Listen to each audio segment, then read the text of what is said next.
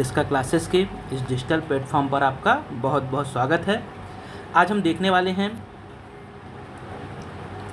विगत महीने में जो कंप्यूटर प्रोग्रामर की परीक्षा आयोजित की गई थी एमपीपीएससी के द्वारा जो कंप्यूटर प्रोग्रामर की, जिसे हम सीपीई कंप्यूटर प्रोग्रामर एग्ज़ाम जो कि था, यहाँ पे आप लिखा भी है 2021 में यह नोटिफिकेशन आया था, जिसका एग्ज़ाम डिले होते हुए अभी 2023 में अप्रैल के माह में संपन्न हुआ था यह एग्ज़ाम। इसके क्वेश्चन पेपर को देखने वाले हैं। यह वीडियो जो अभी हाल ही में 25 जून को असिस्टेंट रजिस्ट्रार का एग्ज़ाम होने वाला है और आगे भी जो एमपीपीएससी के द्वारा एग्ज़ाम लिए जाएंगे, जिसमें 50 क्वेश्चन एमपी के संदर्भ में जो सिलेबस में दिया हुआ पूछा जाता है, उसके लिए बहुत ज़्यादा महत्वपूर्ण होने वाला है। इसमें आपको एमपी के क्वेश्चन, करंट के क्वेश्चन और कंप्यूटर के क्वेश्चन जो पूछे जाते हैं इस तरह के एग्ज़ामों में, उसमें बहुत ज़्यादा हेल्पफुल मिलेगी। तो चलिए शुरू करते हैं इस वीडियो को, देखते हैं कौन कौन से क्वेश्चन कंप्यूटर प्रोग्रामर की परीक्षा में पूछे गए थे, जो कि आपके आगामी एग्ज़ाम असिस्टेंट रजिस्ट्रार में भी इस प्रकार के क्वेश्चन आपको देखने को मिल सकते हैं, सिमिलर टाइप के। चलिए, तो सबसे पहला क्वेश्चन यहाँ एमपी का शुरू हुआ था। पूछा गया था क्वेश्चन की निम्नलिखित में से कौन सा कथन मध्य प्रदेश के राज्यपाल के बारे में सत्य नहीं है, बताना था आपको। सत्य नहीं है कौन सा कथन, तो इसका जो राइट आंसर हो जाएगा, प्रथम महिला राज्यपाल सर्वगा बिल्कुल सही है। सबसे अधिक समय तक रहने सेवारत राज्यपाल एचबी पाटस्कर, ये भी सही है। एकमात्र राज्यपाल जिनका मध्य प्रदेश जन्म हो, यह कथन क्या है, ये कथन बिल्कुल सही नहीं है। और मध्य प्रदेश में राष्ट्रपति शासन लागू करने वाले प्रथम राज्यपाल सत्यनारायण सिन्हा थे, ये कथन भी सही है। तो सत्य कौन सा नहीं, सी, तो इसका राइट आंसर हो जाएगा सी।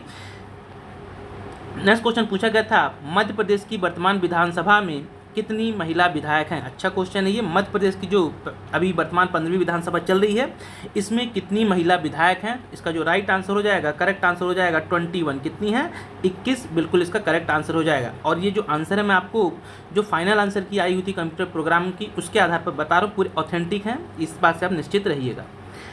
अगला है क्वेश्चन थर्ड, पूछा गया था कि मध्य प्रदेश में पंचायती राज एवं ग्राम स्वराज अधिनियम 1993 कब लागू हुआ। ये क्वेश्चन कई बार रिपीट हुआ एग्जाम में, बहुत अच्छा क्वेश्चन है ये भी।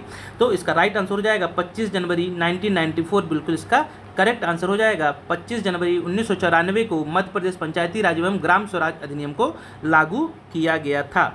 चलिए, फोर्थ क्वेश्चन पूछा गया था कि सिद्धेश्वर बाणगंगा मेला मध्य प्रदेश के किस शहर में आयोजित किया जाता है। सिद्धेश्वर बाणगंगा जो मेला है, यह मध्य प्रदेश के किस शहर में आयोजित किया जाता है, तो इसका जो बिल्कुल करेक्ट आंसर हो जाएगा, यह मेला जो लगता है सिद्धेश्वर बाणगंगा का मेला, यह शिवपुरी में आयोजित किया जाता है। करेक्ट आंसर हो जाएगा शिवपुरी, बिल्कुल राइट आंसर हो जाएगा।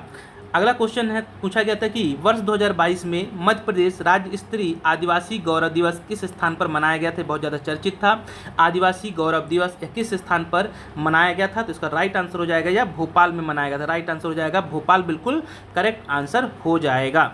अगला क्वेश्चन है 2011 की जनगणना के अनुसार मध्य प्रदेश के बालाघाट जिले का लिंगानुपात क्या है। कितने बार ये क्वेश्चन रिपीट हुआ है, बहुत बार एग्जाम में पूछा गया है आयोग के द्वारा, तो इसका जो राइट आंसर हो जाएगा 1021, 1021, बिल्कुल इसका करेक्ट आंसर हो जाएगा।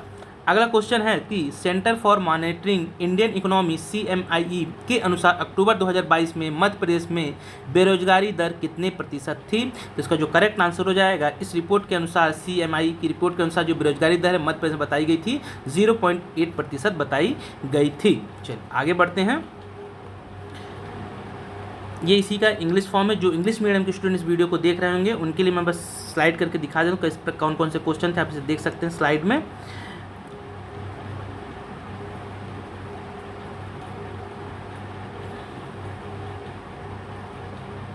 चलिए आगे बढ़ते हैं।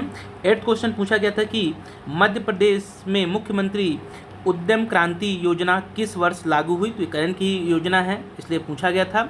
और अभी बहुत ज़्यादा चर्चित लाडली बहना योजना है, जो कि राज्य सेवा परीक्षा में पूछा भी गया क्वेश्चन और आगे भी पूछी जा सकती है। तो मध्य प्रदेश उद्यम क्रांति योजना किस वर्ष लागू हुई थी, तो इसका जो करेक्ट आंसर हो जाएगा 2022 में यह योजना आई हुई थी, बिल्कुल करेक्ट आंसर हो जाएगा 2022 में यह योजना आई। अगला क्वेश्चन पूछा गया था कि भारत की कुल जैविक खेती में मध्य प्रदेश का योगदान कितना है। भारत की कुल जैविक खेती में मध्य प्रदेश का योगदान कितना है, तो राइट आंसर हो जाएगा 40% से अधिक।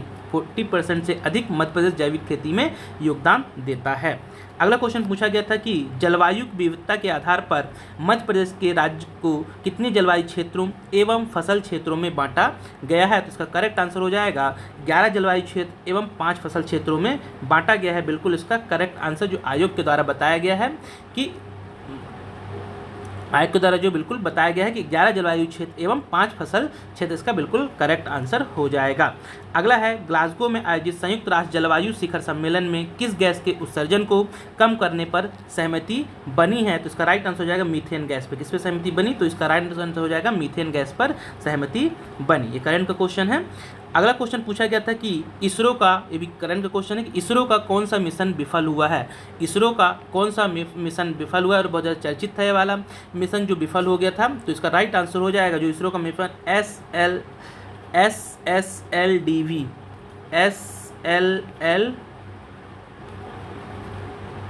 SSLV यह मिशन जो है कौन सा है, ये मिशन इसरो का असफल हो गया था। 15 अगस्त के आसपास इसको जो किया गया था, आज़ादी के 75 वर्ष पूरे होने पर इसको लाया गया था, जो कि यह असफल हो गया था। अगला है मौलाना अब्दुल कलाम आज़ाद ट्रॉफी प्रदान की जाती है। मौलाना अब्दुल कलाम आज़ाद ट्रॉफी प्रदान की जाती है। तो इसका राइट आंसर हो जाएगा मौलाना जो अब्दुल कलाम ये जो ट्रॉफ़ी है ये किसके द्वारा प्रदान की जाती है। तो याद रखिएगा ये जो ट्रॉफ़ी है यह प्रदान की जाती है शिक्षा मंत्रालय के द्वारा। राइट आंसर हो जाएगा शिक्षा मंत्रालय के द्वारा। देखिए इसमें खेल मंत्रालय में कंफ्यूज हो सकते हैं, लेकिन ये जो मौलाना अब्दुल कलाम आज़ाद ट्रॉफी है ये यूनिवर्सिटियों को दी जाती है ना। यूनिवर्सिटी के जो खेल होते हैं, आपस में यूनिवर्सिटियों के खेल होते हैं, उनको ये प्रदान की जाती है। तो शिक्षा मंत्रालय के द्वारा यह दी जाती है। इसे आप अच्छे से ध्यान रखिएगा, ये इसका बिल्कुल आंसर नहीं होगा। इसका राइट आंसर जो है खेल मंत्रालय मत लगाइएगा भूल के, शिक्षा मंत्रालय के द्वारा ट्रॉफी दी जाती है। 14 क्वेश्चन है आपका कि राष्ट्रीय खेल प्रोत्साहन पुरस्कार किस वर्ष आरंभ किया गया था। राष्ट्रीय खेल प्रोत्साहन पुरस्कार किस वर्ष प्रारंभ किए गए थे या आरंभ किया गया था। तो इसका जो करेक्ट आंसर हो जाएगा यह किए गए थे 2009 से। कब से किए गए, 2009 से यह राष्ट्रीय खेल प्रोत्साहन पुरस्कार आरंभ किया गया। अगला क्वेश्चन है कि आहार अनुदान योजना मध्य प्रदेश शासन के किस विभाग द्वारा संचालित की जाती है। आहार अनुदान योजना मध्य प्रदेश किस विभाग द्वारा संचालित की जाती है। तो इसका जो करेक्ट आंसर हो जाएगा यह योजना संचालित की जाती है जनजातीय कार्य विभाग के द्वारा की जाती है। बिल्कुल करेक्ट आंसर हो जाएगा जनजातीय कार्य विभाग के द्वारा। चलिए आगे बढ़ते हैं। ये इंग्लिश फॉर्म में देख लीजिए, SSLVD था ये।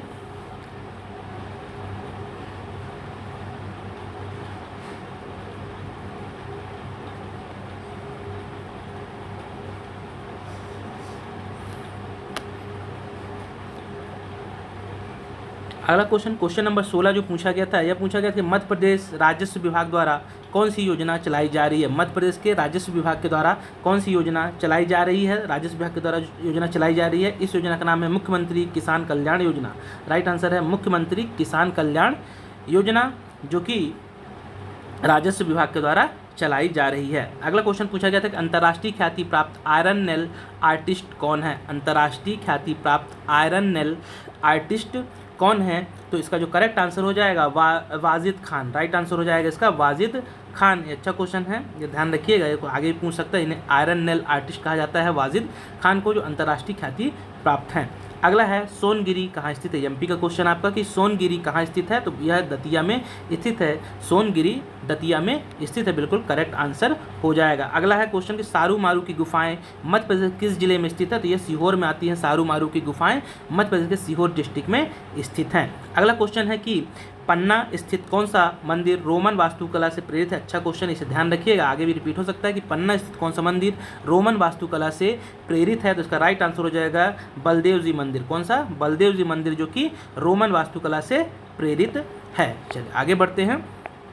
अगला क्वेश्चन है, अभी कंप्यूटर से कुछ क्वेश्चन है, ई कॉमर्स का जो सेक्शन दिया रहता है सिलेबस में, उससे कि खाली स्थान एक बहुत बड़ी समस्या है जब कोई ग्राहक ऑनलाइन खरीदारी करता है। तो इसका जो आंसर माना गया है आयोग के द्वारा, इसमें 2 आंसर माने गए हैं। ग्राहक के लेन देन की सुरक्षा भी एक समस्या मानी गई इसमें, और इसका एक आंसर और माना गया खरीदे जा रहे उत्पाद की गुणवत्ता। ये दोनों ही आंसर बिल्कुल इसके करेक्ट है। बी भी सही है और इसका डी भी आंसर बिल्कुल सही है।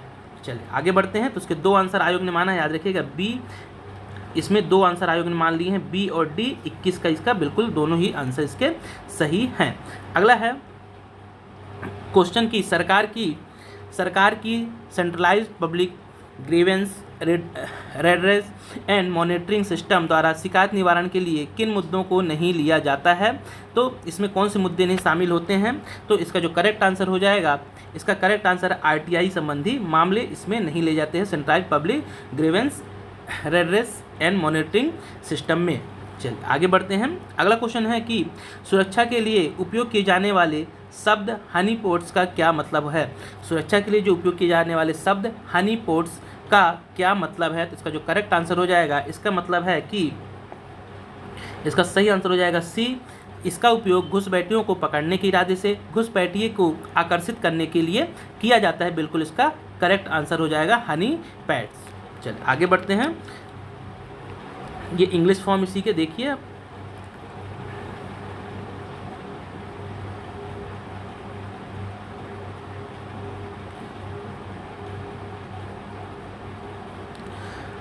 ट्वेंटी 23 तक ही हो गए अपने। अगले दिन 24 क्वेश्चन जो पूछा गया था, 24 नंबर क्वेश्चन है कि आर्टिफिशियल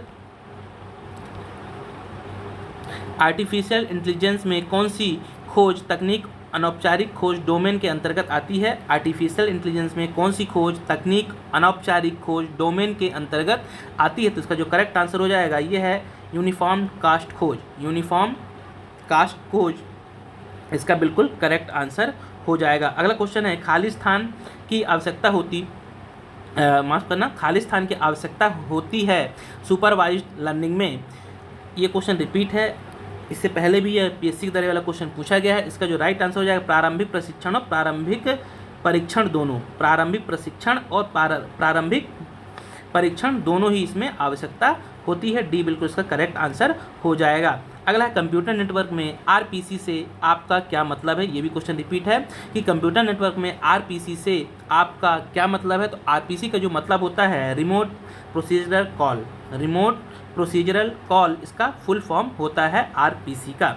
अगला है कौन सा लॉजिकल गेट यूनिवर्सल गेट है। कौन सा जो लॉजिकल गेट होता है वह यूनिवर्सल गेट माना जाता है। तो NAND गेट। कौन सा NAND, इसका राइट आंसर हो जाएगा सी NAND गेट।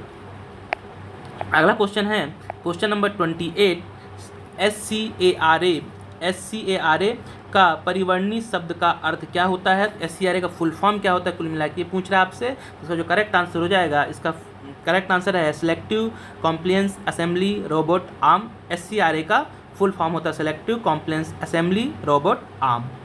चलिए आगे देखते हैं। अगला है क्वेश्चन नंबर 29 सूचनाओं के आदान प्रदान की फुल डुप्लेक्स मोड से आप क्या समझते हैं। सूचनाओं के आदान प्रदान के फुल डुप्लेक्स जो मोड होता है उससे क्या अर्थ है, क्या तात्पर्य होता है। तो इसका जो करेक्ट आंसर हो जाएगा, इसका करेक्ट आंसर है एक साथ सेंडर रिसीवर को संदेश भेज सकता है और रिसीवर सेंडर को संदेश भेज सकते हैं। मतलब रिसीवर एक साथ जो सेंडर होता है रिसीवर को संदेश भेज सकता है और रिसीवर सेंडर को संदेश भेजता है। टू वे मतलब प्रोसेस टू वे। डुप्लेक्स मतलब होता है टू वे में। चलिए अगला है कौन सा संचार माध्यम लेज़र लाइट को सूचना के स्रोत के रूप में ले जा सकता है। कौन सा संचार माध्यम लेज़र लाइट को सूचना के स्रोत के रूप में ले जा सकता है। तो इसका जो करेक्ट आंसर हो जाए फाइबर ऑप्टिकल। राइट आंसर हो जाएगा फाइबर ऑप्टिकल। बिल्कुल इसका करेक्ट आंसर हो जाएगा फाइबर ऑप्टिक। माफ़ करना, ऑप्टिकल नहीं, फाइबर ऑप्टिक बिल्कुल इसका करेक्ट आंसर हो जाएगा। ये इसका इंग्लिश वर्जन।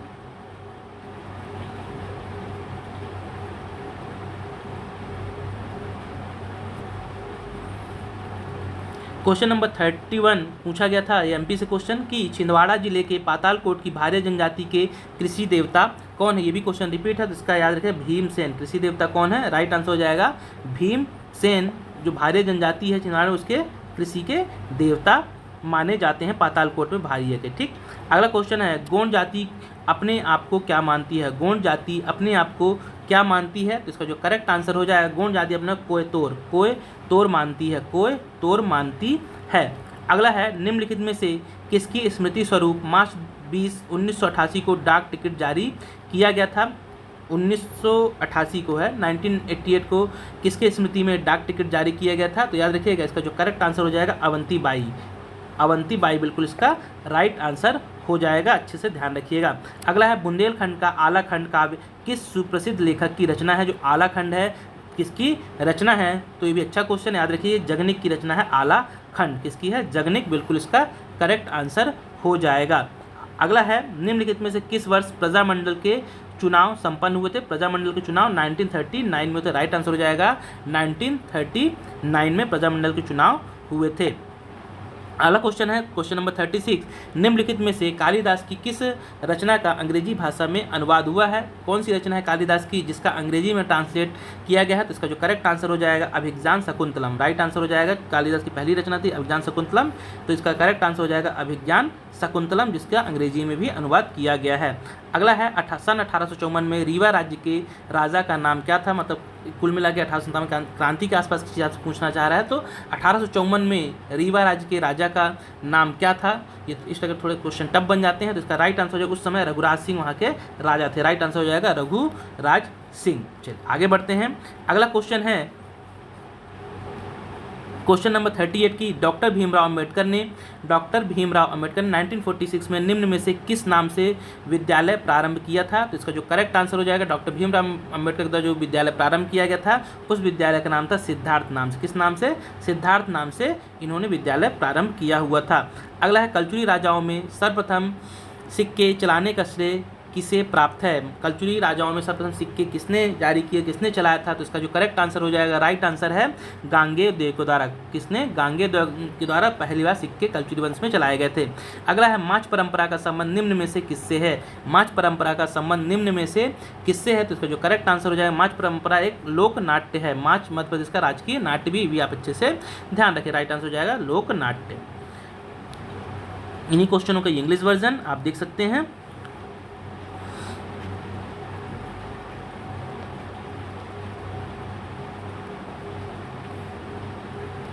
क्वेश्चन नंबर 41 पूछा गया था कि वह भाग जो भाडेर, पठार, कैमूर की पहाड़ियाँ तथा अन्य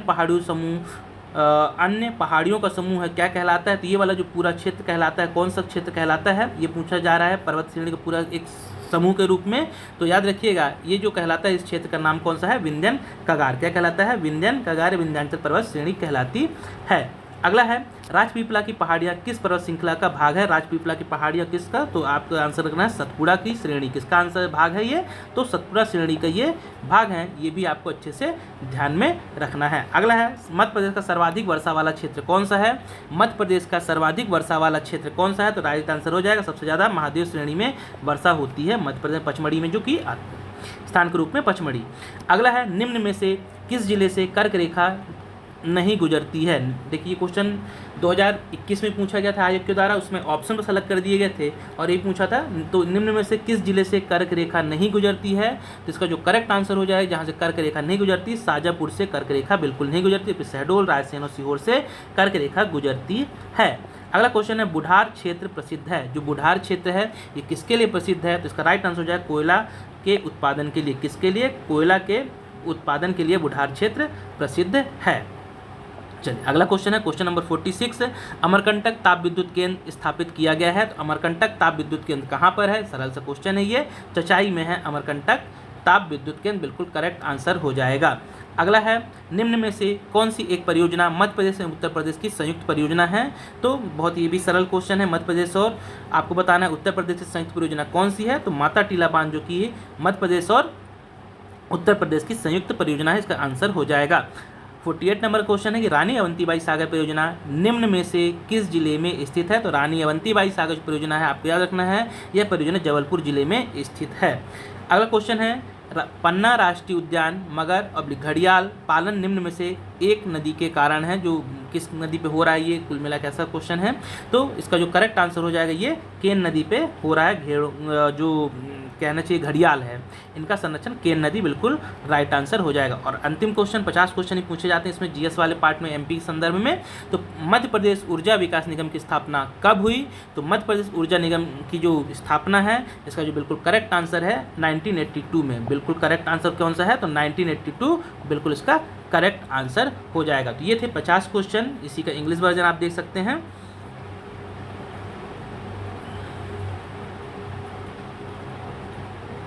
ये 50 क्वेश्चन जिसमें कि आपसे पूछा गया था, इसमें आपको एमपी देखने को मिला होगा, एमपी क्वेश्चन, इसमें आपको कंप्यूटर ई कॉमर्स के क्वेश्चन और जीके के क्वेश्चन आपको देखने को मिले हैं, जो कि आपके आगामी आने वाले एग्जामों में भी इस प्रकार के क्वेश्चन पूछे जा सकते हैं। तो इसके आसपास की आप तैयारी करके आप अपने एग्जाम में जा सकते हैं। आपके लिए वीडियो बहुत ज़्यादा हेल्पफुल होगा। आगे मैं इसमें आयोग का जो भी राज्य सेवा परीक्षा आयोजित हुई उसके क्वेश्चन भी लेकर आऊँगा, वो भी आपके लिए बहुत ज़्यादा हेल्पफुल होगी। अगर आप चैनल पर पहली बार आए हुए हैं तो आपसे रिक्वेस्ट है, यदि वीडियो अच्छा लगा हो तो आप चैनल को सब्सक्राइब कर लीजिए, लाइक कीजिए और इसे ज़्यादा से ज़्यादा शेयर भी जरूर कीजिएगा। फिर मिलेंगे किसी नए वीडियो के साथ, तब तक के लिए बहुत बहुत धन्यवाद।